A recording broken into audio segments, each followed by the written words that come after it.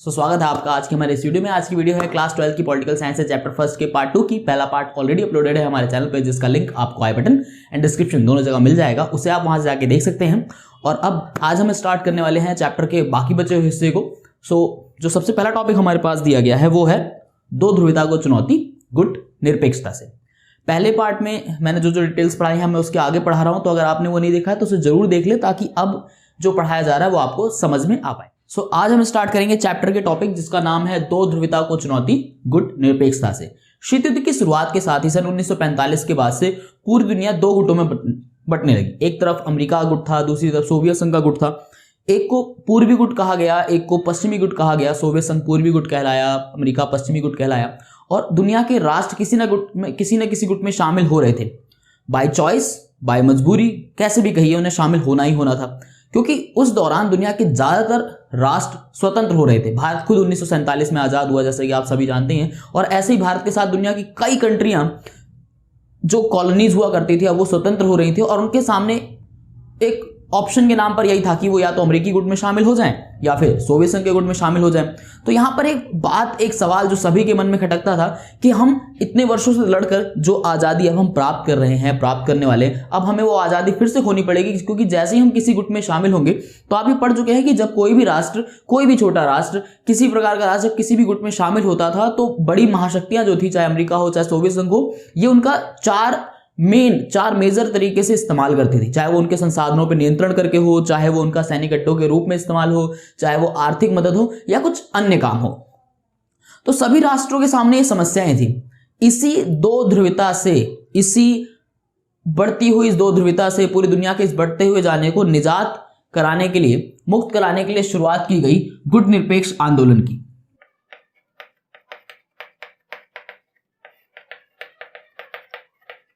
गुट निरपेक्ष आंदोलन की नींव तो पड़ी बांडुंग सम्मेलन से, जो कि 1954 में हुआ, लेकिन इसकी स्थापना हुई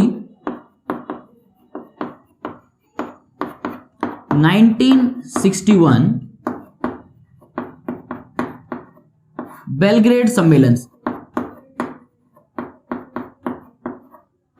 बेलग्रेड सम्मेलन।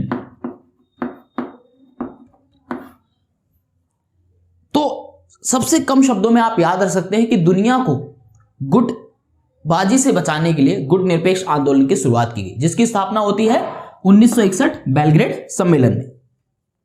गुटों से बचना जरूरी था, ये आप जाने चुके हैं, क्योंकि जो महाशक्तियां थी वो राष्ट्रों का अपने लाभ हेतु, अपने स्वार्थ सिद्धि के लिए इस्तेमाल करती थी, और हर एक राष्ट्र उससे बचना चाहता था। साथ साथ दुनिया के ज्यादातर देश जो अभी खुद गुलामी से निकल कर बाहर आए हैं, वो दोबारा उसी दौर को नहीं देखना चाहते थे। तो इन सारी बातों को ध्यान में रखते हुए शुरुआत की गई गुट निरपेक्ष आंदोलन की 1961 में बेलग्रेड सम्मेलन के साथ। साथ साथ गुट निरपेक्ष आंदोलन का जो आप परिभाषा कह सकते हो, कि आप गुट निरपेक्ष की परिभाषा अगर याद रखना चाहें तो आप क्या याद रख सकते हैं? तो आप याद रख सकते हैं कि गुट निरपेक्ष आंदोलन कहता था कि किसी भी गुट में शामिल ना होकर, किसी भी गुट में शामिल ना होकर अपनी स्वतंत्र नीति का पालन करना।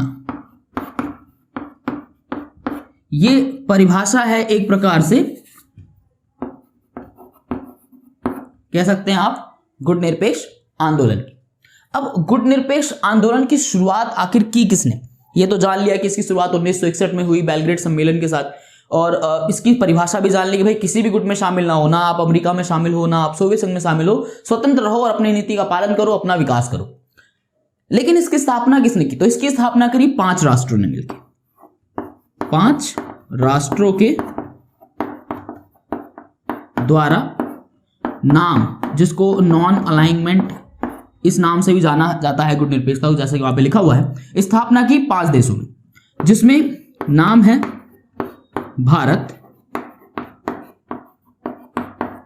इंडोनेशिया, मिस्र,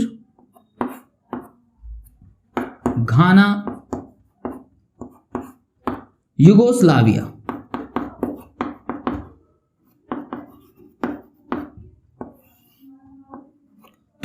इन 5 राष्ट्रों के द्वारा गुट निरपेक्ष आंदोलन की स्थापना की गई। और ये 5 राष्ट्रों से, क्योंकि राष्ट्र का मतलब उनके कोई ना कोई नेता, और जिन 5 राष्ट्रों द्वारा गुट निरपेक्ष आंदोलन की शुरुआत की गई उनके प्रमुख नेताओं के नाम भी आपको याद रखने हैं, जिनकी भूमिका बहुत ज्यादा अहम रही गुट निरपेक्ष आंदोलन की स्थापना को लेकर। तो भारत से जो नाम है वो है पंडित जवाहरलाल नेहरू जी का। उसके बाद इंडोनेशिया से नाम है सुकर्णो का। उसके बाद ऐसे ही घाना से नाम है वामी एंड क्रुमा। उसके बाद मिस्र से है गमाल अब्दुल नासिर। और उसके बाद युगोस्लाविया से है जोसेफ ब्रॉज टीटो। तो गुट निरपेक्षता आंदोलन, ये गुट निरपेक्ष आंदोलन के बारे में जो पूरा पॉइंट रिवाइज करते हो आपको याद रखना है, मोटी मोटा वो याद रखना है कि गुट निरपेक्ष आंदोलन 2 ध्रुवीयता की चुनौती था। पूरी दुनिया जो 2 गुटों में बढ़ती जा रही थी उसे रोकने के लिए इसको बनाया गया। इसकी स्थापना की गई 1961 के बेलग्रेड सम्मेलन में, जिसकी नींव बाल्डुंग सम्मेलन में पड़ चुकी थी ऑलरेडी। और इसकी स्थापना में 5 देशों की भूमिका प्रमुख रही। 5 देशों के ये प्रमुख नेता जिनके नाम आपको याद रखने हैं कि भारत से हैं पंडित जवाहरलाल नेहरू, इंडोनेशिया से हैं सुकर्णो, घाना से हैं वामी एंड क्रुमा, मिस्र से हैं गमाल अब्दुल नासिर और युगोस्लाविया से हैं जोसेफ ब्रॉज टीटो। और इसकी परिभाषा में आपको याद रखना है कि गुट निरपेक्ष आंदोलन कहता है कि किसी भी गुट में शामिल ना होकर के अपनी स्वतंत्र नीति का पालन करना। साथ साथ एक बात और आपको याद रखनी है कि जब तक शीत युद्ध चलता रहा, जब तक पूरा शीत युद्ध चलता रहा, हम सभी जानते हैं कि कोल्ड वॉर चला 1945 से 1990 तक। तो जब तक ये शीत युद्ध चलता रहा और जब इसकी स्थापना हुई तो उसके बाद ये जो भी पीरियड बचा हुआ था, इस पूरे दौरान ये जो नाम वाली कंट्रीज थी इनकी भूमिका शीत युद्ध के दौरान मध्यस्थता वाली थी।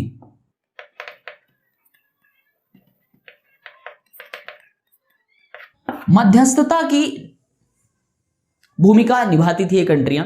मध्यस्थता मतलब कि देखो, जो कंट्री सोवियत संघ के साथ शामिल है तो वो सोवियत संघ का पक्ष लेगी, जो कंट्री अमेरिका के गुट में शामिल है वो अमेरिका का पक्ष लेगी, बट ये कंट्रियां किसी भी गुट में शामिल नहीं थी। तो इसलिए शीत युद्ध का प्रभाव कम से कम रहे, शीत युद्ध बड़ा रूप ना ले, धीरे धीरे इनके बीच की जो प्रतिबंधता है वो बड़े युद्धों में तब्दील ना हो, इसको कम करने के प्रयास जिन राष्ट्रों के द्वारा किए जाते थे वो राष्ट्र हिस्सा होते थे गुट निरपेक्ष आंदोलन का। तो इसलिए आप ये पॉइंट भी याद रखेंगे कि वो राष्ट्र जो गुट निरपेक्ष आंदोलन में शामिल थे उन्होंने शीत युद्ध के दौरान मध्यस्थता की भूमिका भी निभाई। तो अब चलते हैं चैप्टर के सेकंड लास्ट टॉपिक की तरफ। तो गुट निरपेक्ष आंदोलन खत्म करने के बाद आपको ये बात तो पता चली चुकी है कि जो गुट निरपेक्ष आंदोलन में शामिल होने वाले राष्ट्र थे, जो भी राष्ट्र गुट निरपेक्ष आंदोलन में शामिल हुए थे, उन्हें मध्यस्थता करने वाले देश कहा गया। साथ साथ उनको एक टैग और मिला, वो था अल्प विकसित देशों का, क्योंकि ये जितने भी देश थे वो अभी अभी आजाद हुए थे और इन्हें आजादी बड़ी मुश्किल से मिली थी और इन सभी की आर्थिक हालत बहुत खराब थी। तो इनके सामने सबसे पहली चुनौती यही थी कि इन्हें अपना आर्थिक विकास करना था, बहुत तेजी से अपना आर्थिक विकास करना था। और इस आर्थिक विकास को करने में इनकी मदद कर रहे थे कुछ धनी देश। अब इन धनी देशों की मदद लेने के कारण इनके सामने एक समस्या भी उत्पन्न हो रही थी। समस्या ये थी कि ये जिन धनी देशों से मदद ले रहे हैं, कल को वही इन पे फिर से अपनी कॉलोनीज बना सकते हैं, यानी कि इनकी स्वतंत्रता को एक बार फिर से खतरा था। अगर ये धनी देशों पे निर्भर रहते हैं तो इनके सामने एक खतरा था कि ये अपना आर्थिक विकास तो कर पाएंगे लेकिन ये पुनः उपनिवेश हो सकते हैं, फिर से किसी की गुलाम कंट्री बन सकते हैं। सो अल्प विकसित देशों का दर्जा मिला, इनके पास आर्थिक विकास की एक चुनौती थी और समस्या थी कि ये पुनः उपनिवेश ना बन जाए। इन्हीं सारी बातों को ध्यान में रखते हुए लगातार जो पूरी दुनिया में मंथन चल रहा था, सोच चल रहा था कि भाई क्या किया जाए क्या किया जाए। तो इसी चीज को ध्यान में रखते हुए 1972 में संयुक्त राष्ट्र संघ के द्वारा, 1972 में आपको याद रखना है, 1972 में संयुक्त राष्ट्र संघ के द्वारा व्यापार और विकास से संबंधित एक सम्मेलन, जिसको अंकटाड भी कहते हैं, एक सम्मेलन हुआ जिसके अंदर एक रिपोर्ट पेश की गई। रिपोर्ट का टाइटल था toward a new trade policy for development, toward a new trade policy for development. और इस रिपोर्ट के अंदर जो वैश्विक व्यापार है, जो पूरा व्यापार का सिस्टम है, उसके अंदर सुधारों की वकालत की गई। और सुधारों की वकालत के लिए 4 प्रमुख बातें ऐसी रखी गई जिससे ये जो अल्प विकसित देश हैं, जो जिनको अल्प विकसित देशों का दर्जा मिला है, ये अपना आर्थिक विकास तेजी से कर सके। ऐसी 4 बातों का जिक्र आपकी बुक में भी दिया गया है। सो अब इसके बाद समझते हैं वो 4 कौन सी मांगे थी जो इस रिपोर्ट के अंदर की गई जिससे ये देश अपना आर्थिक विकास तेजी से कर सके। और हाँ, इससे पहले अगर वीडियो अच्छी लग रही है, समझ में आ रही है, तो आपको करना क्या है पता ही है। आपको करना है वीडियो को लाइक, हमारे चैनल को सब्सक्राइब और वीडियो को शेयर भी कर दीजिए अपने दोस्तों के साथ, ताकि हम ऐसे ही आप लोगों के लिए और बढ़िया बढ़िया वीडियो लाते रहें। आपका लाइक और सब्सक्राइब और ये कमेंट भरा प्यार जो है, यही हमारी कमाई है कह लीजिए।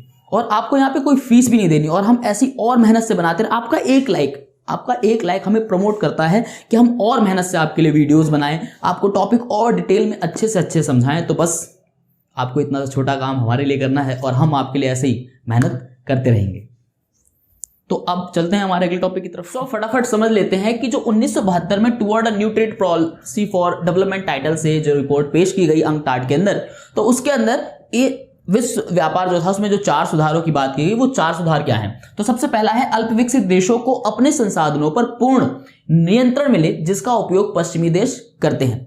जो भी कंट्रीज हैं, जो अल्प विकसित देश हैं, जो भी उनके संसाधन हैं, वो प्राकृतिक संसाधन जो भी है उनके पास, अब वो उनका पूरा इस्तेमाल करेंगे। अब उसका इस्तेमाल पश्चिमी देश नहीं करेंगे, क्योंकि आप जानते हैं कि कोई भी देश अगर किसी गुट में शामिल है या कोई भी कंट्री का उसके ऊपर आर्थिक दबाव है या आर्थिक मदद है, तो वो उसका इस्तेमाल करता था। पूरे चैप्टर में आप ये समझते हुए आए हैं। तो इस रिपोर्ट के अंदर ये कहा गया कि भाई ये जो अल्प विकसित देश हैं, इनको इनके संसाधनों पर पूरा नियंत्रण मिले, ये उसे जैसे चाहे वैसे इस्तेमाल करें, इसका इस्तेमाल कोई भी पश्चिमी देश ना करने पाए। दूसरा पॉइंट है कि इन देशों की पहुंच पश्चिमी बाजार तक हो, जहां ये व्यापार कर सके और इनको इससे फायदा मिले। कि अब ये कहा गया कि इस व्यापार के अंदर, इस शीर्षक, ये जो टाइटल, ये जो रिपोर्ट आई थी, इसके अंदर ये कहा गया कि जो अल्प विकसित देश हैं, इनका जो व्यापार है इसे बढ़ाया जाए। इनके व्यापार की रेंज पश्चिमी बाजारों तक हो, जहां ये अपना उत्पाद ले जाएं, बेचें, जिनसे इसे आर्थिक लाभ हो और अपना ये आर्थिक विकास कर सके। तीसरी बात कही गई कि जो प्रौद्योगिकी पश्चिमी देशों से मंगाई जा रही है उसकी लागत कम हो। अब ये अल्प विकसित देश थे और इनके पास जो भी विकास करने के लिए जो भी चीजें थी, वो सारा विकास जो हो रहा था, वो सब कहीं ना कहीं से टेक्नोलॉजी आ रही थी। वो टेक्नोलॉजी, जो भी टेक्नोलॉजी पश्चिमी देशों से आ रही है, तो इस रिपोर्ट में कहा गया कि जो भी प्रौद्योगिकी पश्चिमी देशों से मंगाई जा रही है उसकी लागत को कम किया जाए, ताकि ये उस खरीद सके और अपना विकास कर सके। एंड लास्ट वन पॉइंट जो है कि इन देशों की अंतरराष्ट्रीय आर्थिक संस्थानों में भूमिका को बढ़ाया जाए। जो अंतरराष्ट्रीय संस्थान है, जैसे कि हमारा विश्व बैंक है, उनके अंदर इन देशों की भूमिका बढ़ाई जाए, ताकि ये वहां से अपनी जरूरत के हिसाब कर्जा लेकर और अपना कह सके एक प्रकार का लोन लेकर के अपना विकास कर सके। तो ये 4 पॉइंट आपको याद रखने हैं। कई बार पूछ लेता है कि नव अंतरराष्ट्रीय आर्थिक व्यवस्था क्या है, UNCTAD की रिपोर्ट में किन 4 बातों का जिक्र किया गया है, क्या नए बदलाव की बात कही गई। तो आपको ये 4 पॉइंट याद रखना है, जो कि बहुत सिंपल से हैं। सबसे पहले आपको ऐसे याद रखना है कि इन्हें अपने प्राकृतिक संसाधनों पर पूर्ण नियंत्रण मिले। दूसरा आपको याद रखना है कि इनकी पहुंच पश्चिमी बाजारों तक हो। तीसरा आपको याद रखना है कि जो टेक्नोलॉजी, जो प्रौद्योगिकी पश्चिमी देशों से आ रही है, उसकी लागत को कम किया जाए। और चौथा आपको याद रखना है कि अंतरराष्ट्रीय जो आर्थिक संस्थान हैं, उनमें इनकी भूमिका को बढ़ाया जाना है। तो ऐसे करके आप याद रख सकते हो कि 1972 में जो UNCTAD हुआ, उसके अंदर एक जो टाइटल से रिपोर्ट पेश की गई, जिसका नाम है toward a new trade policy for development, उसके अंदर जो 4 बातों का जिक्र किया गया, वो 4 बात आप इस तरीके से याद रख सकते हो। अब चलते हैं चैप्टर के लास्ट पॉइंट की तरफ, जो कि है भारत और शीतयुद्ध। अब ये एक टॉपिक जो है, इसके अंदर बहुत सारी चीजें समझने को है, क्योंकि आप इस बुक का जब कोई भी चैप्टर पढ़ोगे तो उसकी एंडिंग में भारत का जिक्र जरूर होगा कि जो पूरा दुनिया में घट रहा था, जो भी चीजें हो रही थी, उसका भारत पे एक्चुअल क्या असर पड़ रहा था, या भारत उन चीजों को कैसे प्रभावित कर रहा था। तो इस चैप्टर में आप पूरा जान चुके हैं कि भारत किसी भी गुट में शामिल नहीं हुआ। भारत ने गुट निरपेक्षता की नीति को अपनाया, जिसके अंदर किसी भी गुट में शामिल ना हो और अपनी नीति का पालन करो। और यहां पर एक पॉइंट और उठता है कि भारत ने लगातार मध्यस्थता की भूमिका निभाई, कि कभी भी युद्ध की स्थिति बनी, कभी भी तनावपूर्ण स्थिति बनी, तो उसे कम करवाया, शीत युद्ध के प्रसार को रोका। साथ साथ जो पूरी दुनिया सिर्फ 2 ही गुट में बदलती जा रही थी, उसको एक तीसरा ऑप्शन दिया नॉन अलाइनमेंट का, यानी गुट निरपेक्ष का। अब यहां पर कुछ लोग इसके सपोर्ट में खड़े होते हैं कि भारत ने जो किया वो सही है, कुछ वहीं इसके अपोज में खड़े होते हैं। जो सपोर्ट वाले हैं वो ये कहते हैं बिल्कुल सही है, अगर हम किसी भी गुट का हिस्सा बन जाते तो शायद हम अपनी स्वतंत्र नीतियों का पालन नहीं कर पाते और हमें वही फैसले लेने पड़ते जो किसी ना किसी महाशक्ति के द्वारा प्रभावित होते। वहीं कुछ कहते हैं कि हमने एक गलती करी, अगर हम किसी न किसी गुट में शामिल हो जाते तो हम अपना आर्थिक विकास और तेजी से कर सकते थे, क्योंकि हमें उस कंट्री का सपोर्ट मिलता। वहीं एक दूसरा नजरिया भी है, क्योंकि भारत ने 1971 में सोवियत संघ के साथ एक मित्रता संधि करी थी। तो कुछ पर्यवेक्षक जो राजनीतिक एनालिस्टिक्स हैं वो ये कहते हैं कि भाई नहीं, भारत जो है सोवियत संघ का हिस्सा था। अब ऐसा कहने के पीछे 1-2 रीजंस और हैं जो आप अगले चैप्टर्स में देख पाओगे, अगली बुक में भी देख पाओगे। यहां पर यह कहा जाता है कि 1971 में जब भारत ने मित्रता संधि करी सोवियत संघ के साथ, तो भारत जो है सोवियत खेमे में शामिल हो गया, जबकि सभी इस बात को मानते नहीं है। भारत हमेशा से स्वतंत्र रहा और इसके पीछे एक कारण यह भी था कि भारत हमेशा इस सिचुएशन में रहा कि अगर एक महाशक्ति की तरफ से दबाव बने तो वो दूसरी की तरफ चला जाए, दूसरी से बने तो वो इस तरफ चला जाए, तो हम ऐसी वाली सिचुएशन में रहे। एंड लास्ट अब ये सवाल उठता है कि जब शीत युद्ध 1990 में खत्म हो गया तो इस गुटनिरपेक्ष आंदोलन का जो 1961 में शुरू हुआ, इसका क्या हुआ? तो ये इसकी प्रासंगिकता अभी भी मौजूद है। गुटनिरपेक्ष आंदोलन या गुटनिरपेक्ष नॉन अलाइनमेंट अभी भी मौजूद है। इसके अंदर जब शुरुआत हुई तो 5 देशों से हुई, अब इसकी संख्या बढ़कर जो है 120 के भी पार पहुंच चुकी है। अब लेकिन क्या हो रहा है? तब तो इसका उद्देश्य था कि भाई गुटों में शामिल होने से देशों को रोकना, अपनी स्वतंत्र नीति का पालन करना। तो अब जो गुटनिरपेक्ष का मुख्य उद्देश्य है वो है आर्थिक विकास। अब गुटनिरपेक्ष आंदोलन के जो सम्मेलन होते हैं उसके अंदर जो सबसे पहला जो मुद्दा रहता है, प्रमुख मुद्दा रहता है जिसके ऊपर सभी कंट्रीज बात करती हैं, वो है आर्थिक विकास करने का, कि देश आर्थिक विकास करें। तो आप ये पूरे के पूरे चैप्टर का जो दूसरे हिस्से की वीडियो है, इसमें जो आपको बातें याद रखनी है वो शुरुआत होती है गुटनिरपेक्ष आंदोलन की, कि शुरुआत कैसे हुई, कैसे कैसे आगे बढ़ा, किन लोगों की इनमें प्रमुख भूमिका थी। दूसरा पॉइंट आता है कि भाई जो नव अंतरराष्ट्रीय आर्थिक व्यवस्था थी अल्प विकसित देशों को और बेहतर बनाने के लिए, उसमें क्या क्या काम किए गए। एंड लास्ट वन आता है कि भारत और शीत युद्ध, इन दोनों के बीच में जब हम पूरा चैप्टर देखते हैं कि भारत ने शीत युद्ध के दौरान क्या क्या किया, तो आप कह सकते हो कि भारत ने मध्यस्थता की भूमिका निभाई, शीत युद्ध के प्रभाव को कम करने के प्रयास किए और तटस्थता की नीति का पालन नहीं किया। एंड इसी के साथ खत्म होती है हमारी आज की वीडियो। अगर आपको वीडियो पसंद आई हो तो वीडियो को लाइक और नीचे एक बढ़िया सा कमेंट जरूर छोड़ें, और आपका लाइक हमारा सपोर्ट है, तो ऐसे ही लाइक करते रहें ताकि हम आपके लिए ऐसी बढ़िया बढ़िया वीडियो लाते रहें। और चैनल को सब्सक्राइब कर लीजिए और अपने क्लासमेट्स के साथ, अपने व्हाट्सएप ग्रुप्स में, जहां पे भी आप शेयर करना चाहें वीडियो को जरूर शेयर करें, क्योंकि ज्ञान बांटने से बढ़ता है। तो मैं मिलता हूं आपसे बहुत जल्द अगली वीडियो में, तब तक के लिए नमस्कार।